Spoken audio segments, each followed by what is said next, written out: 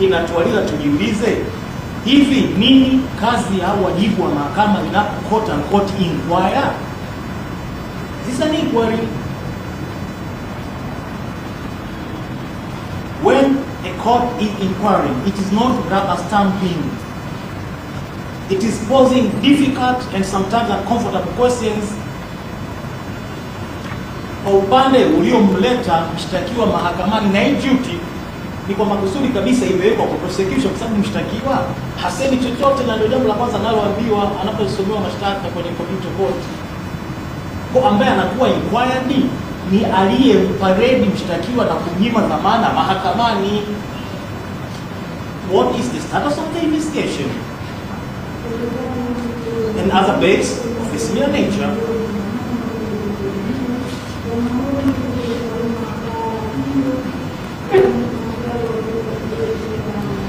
Sasa jukumu hilo ndilo ambalo limeeleka mahakama ilisimamie, kwa sababu tayari kuna orders ambazo zina subsist.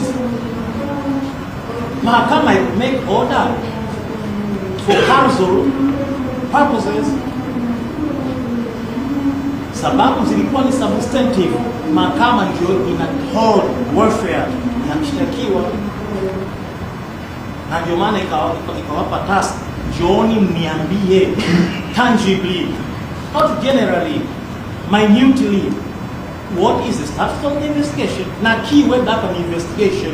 Msomi mwenzangu, rafiki yangu, chuo wangu Katuga amekubali kwenye fungu cha 130 sorry 131 lakini swali la kujiuliza, kwa nini bunge liliona ni muhimu kutunga kifungu hichi mahususi mwaka 2022 kwa mabadiliko mahususi ya sheria?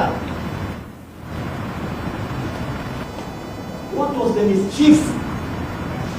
That mischief was investigatorial, not filing mischief. Investigatorial mischief ndio iliyopelekea mabadiliko au amendment specific to kill a specific ill.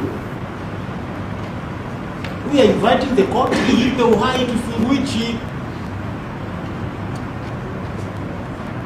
na madhumuni ya bunge. There's no carte blanche. The court is inquiring.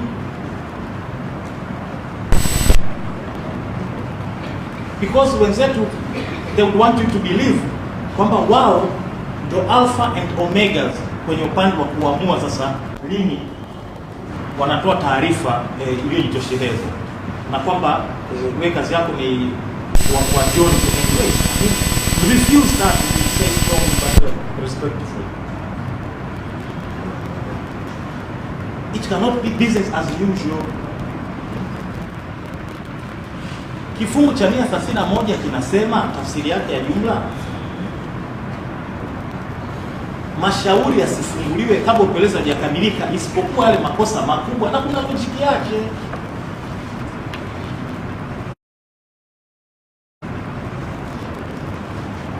Hakijasema sasa upelelezi uende katika snail's pace at the pleasure of the DPP's office and such other law officers. Hakijasema hivyo. Hata